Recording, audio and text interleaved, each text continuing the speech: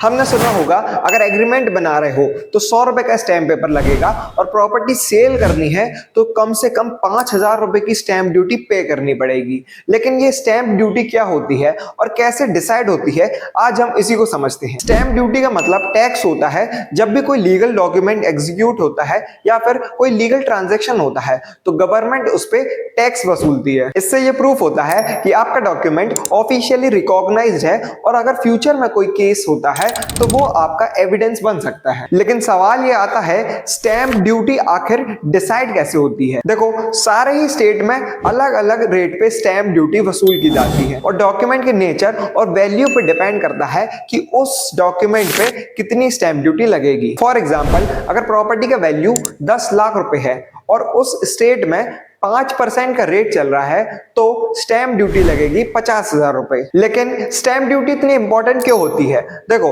अगर stamp duty किसी भी डॉक्यूमेंट में कम पे की गई या फिर पे ही नहीं की गई तो वो डॉक्यूमेंट इनएडमिसिबल इन कोर्ट हो जाता है और वो एज अ एविडेंस कभी भी यूज नहीं आ सकता। तो बिफोर ड्राफ्टिंग एनी डॉक्यूमेंट अपने स्टेट का स्टैम्प एक्ट चेक करो और देखो कि क्या रेट चल रहा है और कितनी स्टैम्प ड्यूटी पे करनी है, क्योंकि अगर विदाउट स्टैम्प ड्यूटी पे करते हैं तो वो आपका डॉक्यूमेंट इनवैलिड हो सकता है। और नेक्स्ट वीडियो में हम सबसे ज्यादा पूछे जाने वाला सवाल कि एडवोकेट एक महीने में कितना कमा लेते हैं, इस चीज को डिस्कस करेंगे।